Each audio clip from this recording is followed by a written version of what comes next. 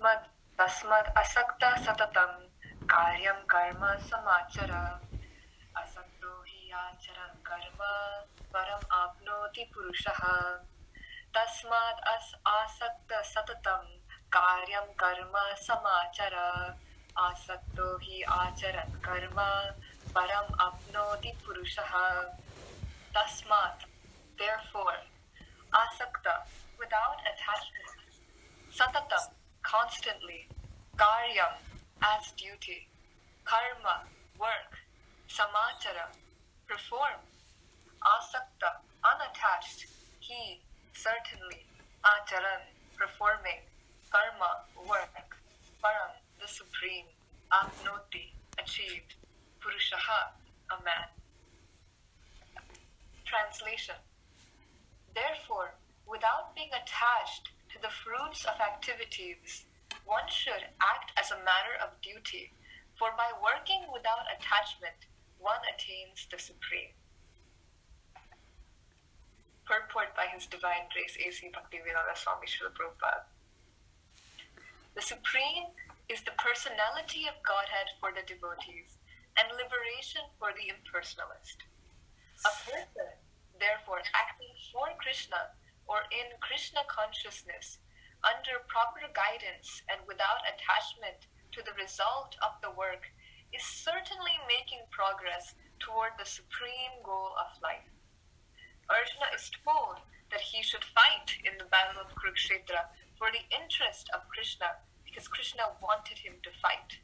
To be a good man or a non-violent man is a personal attachment. But to act on behalf of the Supreme is to act without attachment for the result. That is perfect action of the highest degree, recommended by the Supreme Personality of Godhead, Sri Krishna. The Vedic rituals, like performing sacrifice, are performed for purification of impious activities that were performed in the field of sense gratification. But action in Krishna consciousness is transcendental to the reactions of good or evil work. A Krishna conscious person has no attachment for the results, but acts on behalf of Krishna alone. He engages in all kinds of activities, but is completely non-attached.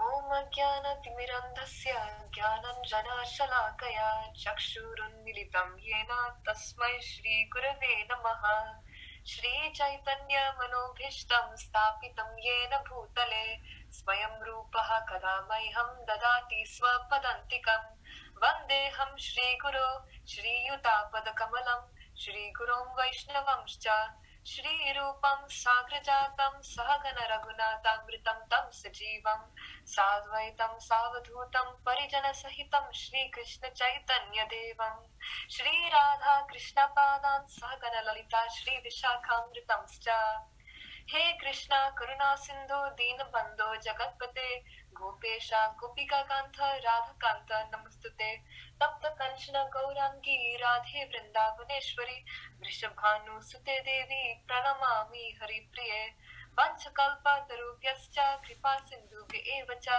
Patitanam Pavanebhyo Vaishnavebhyo Namo Namaha Jaya Shri Krishna Chaitanya Prabhu Nityananda Shri Advaita Gadadhara Shri Vasadi Gaura Bhakta Vrinda Hare Krishna Krishna Krishna Hare Hare Hare Rama Rama Rama Hare Hare. Hare Krishna, dear devotees. It's so nice to be able to spend some time reading Bhagavad Gita with all of you and discussing with all of you. Thank you for all attending and for chanting and really purifying my room and my ears with your beautiful chanting. I also would like to, before I start my class, offer my respects to Aradhana Mataji, whose beautiful stories on YouTube have helped me prepare for this class. So thank you to her, and thank you to Sumeshwar Prabhuji for giving me this opportunity to study and to prepare something for this class. So we see in the previous verses, we see that Lord Krishna has spoken to Arjuna about the different types of sacrifices. So that's been the main part of this first section of chapter 3. Why we do sacrifice, how to do sacrifice, and for whom we do sacrifice, and of course for the satisfaction of Vishnu. So we have touched upon all of these subjects on sacrifice, and here we see at the purport, Prabhupada makes this very important point that Vedic rituals are performed for purification of impious activities. But action in Krishna consciousness is transcendental to the reactions of that good or evil work. So here, right now, in these verses 3.18 and 3.19, we are talking about subjects beyond the realm of sense gratification, beyond Vedic rituals. So Krishna consciousness is beyond that, or transcendental to it.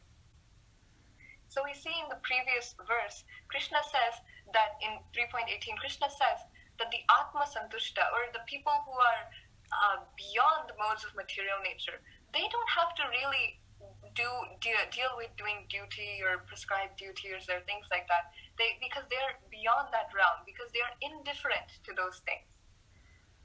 And it might seem very counterintuitive that Krishna is bringing up the point that some part of community is not allowed to do duty, because the entire time we see in chapter 1, Arjuna is trying to find a way how to get away from doing his duty.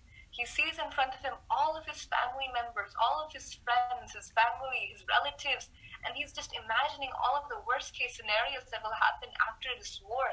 And he's trying to find a loophole in all of what Krishna is saying to get out of doing of acting in this war, because he knows that it will cause him immense pain. And that is the point that Srila Prabhupada is making in this purport. He says, and I quote, "To be a good man or a non-violent man is a personal attachment." So Arjuna knows that it will cause him great, immense pain to act in this war. But, Srila Prabhupada says, to act on behalf of the Supreme is to act without attachment for the result. So we see here that if Arjuna was not to do the war, that would be going against the will of Krishna. That would be a personal attachment. But to act on the behalf of the Supreme, to act as a nimitta matra, as an instrument for the Krishna, without attachment, that would be the highest form of dharma. That would be the highest, most perfect way for Arjuna to go on in this war. And we see this, and I personally see this loophole throughout my life. When we're trying to, for me at least, I'm always looking for gain or loss. So in this material world, we're all looking for like gain or loss or give and take. And because we are obligated to people, to society, to things, that's why we are, attached to those things. And in my life, I see that expand through my schoolwork. I go to school, I study hard to get good grades. And with those good grades, I hope to secure an internship. And with that internship, I hope to secure a job. And with that job, I hope to secure money. With that money, I hope to secure a house. So it's a constant loop, a never-ending loop of give and take, gain or loss, gain or loss. And simply, materially speaking, it's also become very harmful to be in that loop, because you're constantly only looking out for yourself. You're only looking out, as Prabhupada says, as for your own personal attachment, for your own person. You're not looking out for anyone else. So this very self-driven, selfish motive that we see in the living entity expands in this way. But Krishna is making the point in the previous verse that these Atma Santushta, they are exempt from doing their duty, their prescribed duty, not because of any other reason, but because they are indifferent. They themselves are indifferent to the good or bad reactions of that duty. So if they are supposed to do their duty, they will do it. If they're not supposed to do that duty, they are not doing it. So they're not attached to doing it or not doing it. So if they were put into a situation like Arjuna, he's a self-realized soul, we all know that. If he is put into a situation of going into war, then he will gladly take it because he is acting on the behalf of the Supreme, because he is Atma Santushta, because he is fully tasting the nectar of Lord Krishna's pastimes and glories, so he's indifferent to those things. So here Arjuna, although he is of course Atma Santushta, he represents all of us. He represents all of us. So I see this example also in my own life. Also, I remember once Lakshmi Muni Mataji, she came to our house and she told me and she gave me the instruction that I need to study very hard in school. And at first I thought that's a very odd instruction to get, that I need to study very hard and I need to become a good doctor and things like that. She was like, you should study very hard, you should do this really well, just focus everything on your studies right now. And I thought that was a very interesting instruction to give me. But the more I thought about it and the more she spoke, I realized that the inner meaning of that was, the more we enable ourselves in our own duties, in our own skills, our own talents, then we are better able to serve Krishna. We are better able to give to Krishna's devotees.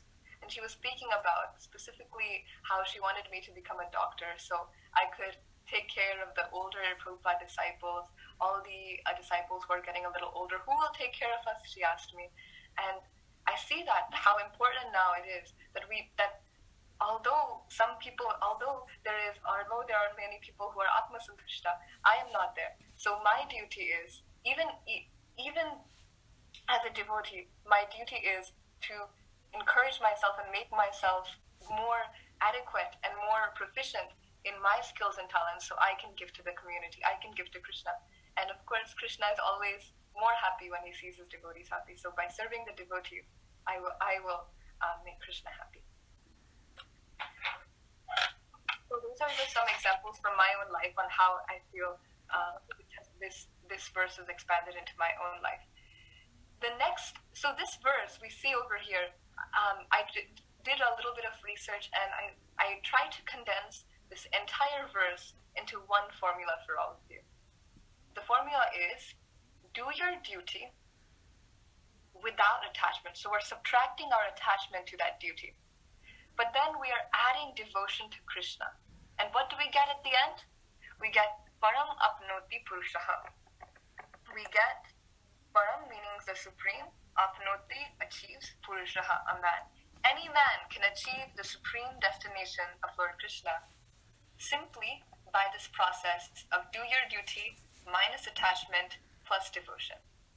So let's dive in. So we can do our duty. So everyone has their own prescribed duty. For me, it might be to a student. For my mom, it might be to be a wonderful mom, to go to work. For my dad, it also might be to go to work. And we do our duty, but we do it, and this is the key, without attachment. So I gave you some examples of my own life where I feel I got too attached to the result of, getting good grades, just getting an internship, getting a job, all of this very, very attachment to all of the results. But if we step back and we detach, not only materially do I feel a lot more calm and peaceful, but also by detaching, then we give step to the next and most important part of anything in our devotional life, which is devotion. So we have do your duty minus attachment and plus devotion. So devotion is a secret ingredient which makes everything in our life beautiful. When we have that mood of service to Krishna, not just we see this beautiful picture of a Mataji giving arti to her beloved Gopal, and it's not simply that she is just waving some fire in front of her deity. She's doing it with some devotion, and that devotion is truly appealing to Krishna. And it's also truly appealing to us because we are also naturally loving beings, as of course Radhana Swami Maharaj always likes to say, to love and to be loved is the most genuine and most internal desire of every living entity. And what do we get in the end of this entire process? We get Krishna. Param apnoti purushaha. We achieve the supreme destination of Krishna. And Prabhupada likes to say often, quote often, that a person in Krishna consciousness he's already living in Vaikuntha. He's already in the spiritual world. I see. My mom has pointed out something. Duty, attachment, and devotion. DAD. It spells out dad, and so this acronym DAD, it will help us get to the supreme dad or the supreme father, who is Krishna. So thank you for that wonderful message. I'm going to put it in the chat so everyone can see. So that's very beautiful. Thank you for sharing, Prem Sarovar Mataji. So I have a little bit of a story I would like to present to all of you. I also give all credit to Aradhana Mataji on YouTube, who I've heard it from. It was such a beautiful story, so I have to share it with you. I had never heard it before, but maybe you have. But it's beautiful, so I'll share it, and it goes well with this verse. So once, this is the story of a great, rich merchant. And this merchant, he has everything you can imagine. He has all the land you can imagine, all the cows you can imagine, all the wealth you can imagine. Everything you can imagine he has. He's the wealthiest person practically ever. And he's a very wealthy man. And he's getting a little old. He's thinking, I think my time may be coming. My time might be wrapping up. So, the call from above might be coming. So I really need to delegate responsibility. I have such big land. I have such big treasury. I need to do something. And this man, he has 4 sons and 4 daughter-in-laws. And he decides, I need to delegate the responsibility of this entire place within my 4 daughter-in-laws, because I know that they will handle it well. I am sure that they can do it. So he's thinking, how can I figure out a way to delegate the responsibility of this entire land to my 4 daughter-in-laws? So he's thinking, he comes up with a plan. So he calls all of his daughters to the veranda. He's sitting on the veranda, and he calls all his daughter-in-laws to his 4 daughter-in-laws. He calls them over, and he takes out a bag of rice. And from that bag of rice, he gives 5 grains, 5 grains, 5 grains, 5 grains to the 4 daughter-in-laws. And he delegates. He tells them, "I'll give you 5 grains of wheat. So I'm giving you 5 grains of wheat. You can do whatever you like with these 5 grains of wheat. But the thing is, I would like you to keep these 5 grains of wheat, and at the end of 5 years, I'll call you back and I'll ask for these 5 grains of wheat." And so the daughter-in-laws are initially puzzled, like, what is this old man asking? 5 grains of wheat? What are we supposed to do with this? And so he says, you decide what you do with it. That's none of my business. Just after 5 years, you come back and we will see what everyone has come up with. So this is the story of 5 grains of wheat. So the 4th daughter-in-law, so the youngest daughter-in-law, she goes and she's like, what is this old man saying? What could possibly, we have so much land. Why is he giving me these 5 grains of wheat? Why does he need these 5 grains of wheat? I can give him all the wheat in the world. So much grain we have in the storehouse. Why is he giving me these 5 grains of wheat? We have so much. And so what she does, she just throws them behind her. Just lets them go. What is this old man saying? He'll probably die off before 5 years is over. He'll probably forget. There's no trust in what he's saying. So she had no faith in the words of her father-in-law. So the next thing that the next daughter-in-law does, so let's see what the next daughter-in-law does. She looks at the grains and is like, similar to the 4th daughter, she's like, what can we do with these 5 grains of wheat? Why is he giving me these 5 grains of wheat? Okay, well, it's better not to put it to waste, and this is what she does. She plops them in her mouth, and she just swallows them and eats them up. Nice snack of the day, 5 grains of wheat.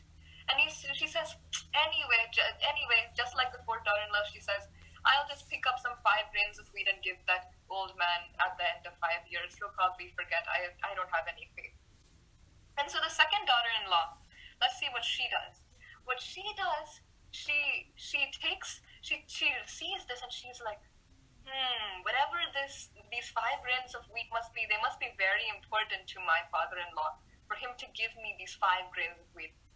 And so she takes these 5 grains of wheat and she puts them in a nice chest, and she puts that chest behind the altar, so where no one can see them, in a very secret place, so that no one can get to them, no one can find them.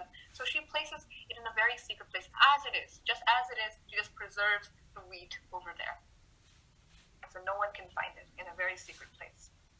All right, now let's see what the first daughter-in-law does. The first daughter-in-law, she takes this wheat and she thinks for a while. My father-in-law is a very, very wise man. Not only is he very rich, but he's very, very wise.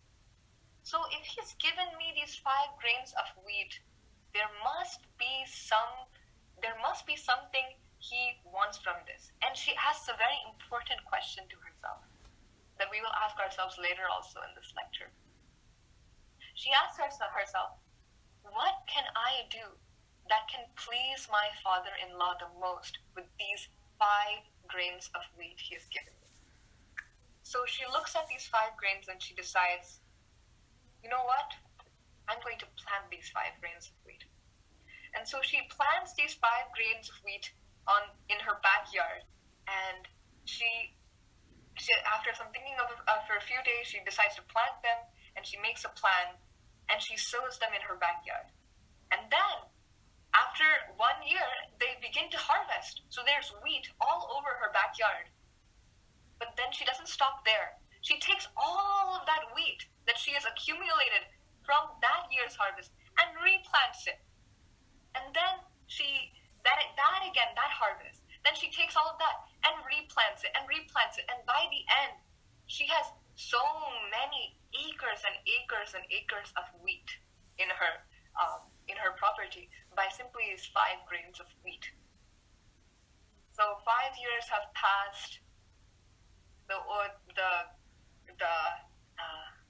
Some of the sisters have forgotten about it, but the old rich merchant, he calls back his 4 daughter-in-laws. So let's see what happens now. So he calls up the 4th daughter-in-law. He calls him up and he says, so do you have those grains of wheat that I gave you in the beginning? Do you have them? Can I see them? And so the 4th daughter-in-law, she says, oh, and then she says nothing, and she says, I'll just get it. And she runs to the storeroom, and she comes back with 5 grains of wheat, just like, here, her hands are shaking, and she gives it to her father-in-law. And her father-in-law says, this is not the original grains of wheat I had given you. Where are the original? And so she has to tell the truth. Oh, I'm sorry, father-in-law. I'm so sorry. I didn't know what you were saying. I had no faith in what you were saying.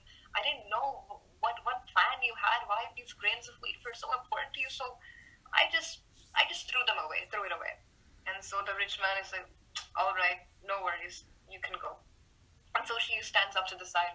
Then the rich man asks the 3rd daughter-in-law, do you have the grains of wheat? And her hands are also shaking. She has also run to the storeroom and gotten the grains of wheat. And so she shows the wheat to her father-in-law. And the father-in-law says, this is not the wheat I had given you in the beginning. Where is the original wheat? What did you do with it? And the 3rd daughter-in-law says, oh, I didn't also know what plan you had. I didn't know why this was so important to you. I don't know why you wanted to do this. So you know what I did? I just plopped it in my mouth, and I just had a snack out of those 5 grains of wheat. So again, the father-in-law says, okay, well, all right, no worries. You can stand by the side also. And so he goes over to the 2nd daughter-in-law, and he asks, okay, so do you have the grains of wheat that I had given you? And so the second daughter-in-law, she goes into her altar room, she takes out the grain of wheat and she hands it over to her father-in-law, and she says, here it is, as it is, just like we have Bhagavad Gita as it is. She presents the grains of rice as it is to her father-in-law. So there's nothing has changed. We just have these 5 grains of rice. And she said, great, wonderful. I'm so happy that you have the 5 grains of rice. And so finally, the old man approaches his oldest daughter-in-law, his first daughter-in-law, and he asks, what did you do? Do you have the 5 grains of rice? Do you have the 5 grains of rice that I asked you? And the daughter-in-law says, no, I don't have the 5 grains of rice that you had given me. And the old man said, what? You don't have the 5 grains of rice? What did you do with the 5 grains of rice? And so the first daughter-in-law, she takes a pause and she says, I don't have the 5 grains of rice you had originally given me, but I have 5 trucks of that rice you had given me. I've expanded it and multiplied and harvested multiple times. And now, if you want, I can arrange for 5 trucks of wheat to come from my house to your house to arrange for that wheat delivery. And so now the father-in-law is so happy. He's very happy. He congratulates his daughters, and he decides to delegate the work now. So let's hear about the delegation of work that he gives. So he said the first daughter-in-law, the fourth daughter-in-law, she sees that the fourth daughter-in-law, she has no faith in the words of her father. And so this is in the Tamaguna. She had no faith in the words of her father. She had the father-in-law. She had no faith. So that falls into the category of Tamaguna, just throwing away the resources that her father-in-law gave her. So based on that, he arranges that the fourth daughter-in-law, that she take part in all the cooking and the cleaning of the house. She said, okay, you can take care of that business. Then for the third daughter-in-law, he tells her, okay, well, you were very narrow-minded. You just ate it. And, if people are good at eating, people are also good at cooking. So that's like a saying that if you're good at eating, you're also good at cooking. So she says, okay, you can handle all the cooking in the house. You can engage yourself in feeding the family and all of that work. To the second daughter-in-law, who had preserved all of the 5 grains of rice as it is, he gives her the responsibility of the accounts, all the priorities, all the saves, to manage all the household. Everything would rest on her. So that is action in the mode of sattva, to preserve. And finally, for the first daughter-in-law, he looks at her and he says, my dear, simply by this test of what I gave you, this rice, I see that you have incredible decision-making skills, and you can really expand and multiply my treasury, our home's greatest wealth. So for you, I give you the responsibility to work with all the decision-making in the house, all of the difficult decisions that need to make, all of the treasury, all of the management of resource funds and everything, they will rest on you. And that, my friend, is action in the mode of Vasudeva Sattva. So here we see the gradation of the different modes and how they affect people's actions. Of course, we're not saying that these are simply just people, but we are talking about the activities behind these people. So based on how the daughters had treated these 5 grains of rice, their entire futures were declared. And we see a similar thing happening in our own lives, that based on how we treat our resources, our previous karma, we end up with a new thing. Even in our own lives, even in this life, we see that. Based on what we did, we end up with a different duty, a different responsibility. So these 5 grains, they represent some very important resources that Krishna gives us. So this story is actually an analogy to what Krishna has given us. So the father-in-law in this story represents Krishna. And he has given us these 5 grains. And the daughters represent us. So, of course, we represent almost all the daughters because at all different times we have different tendencies in general. So, we see that these 5 grains of rice, they represent 1, our body, mind, and intelligence. So each of us are given a different body, a different mind, and a different intelligence, so a different psychological, physiological body. So we can use that in service of Krishna, or we can't, or we don't. We're also given our individual skills or talents. Some of us might be very good at programming. Some of us might be very good at cooking beautiful meals. Some of us may be very amazing at art. Some of us we're very wonderful at managing. So all of these individual skills and talents, we can also offer that to Krishna. Number 3, we also have each other. So our support systems, my mother, my father, all of you, the devotees, we have each other. So that is also another resource Krishna gives us, a very important resource. Then we also have number 4, and this might be a little tricky. Our prescribed duties is also a resource Krishna gives us. And when I read this and I heard this, it reminded me of something that Amritanand Prabhuji, he spoke about in our Science of the Soul presentation. He said, it's not, if instead of thinking, I have a job, I need to go to work, I need to go to this job. Instead of thinking, I need to, I must, I have to, instead we can say, I get to go to a job, I get to do this service, I get to do this. And simply that change in talking totally shifts our conversation.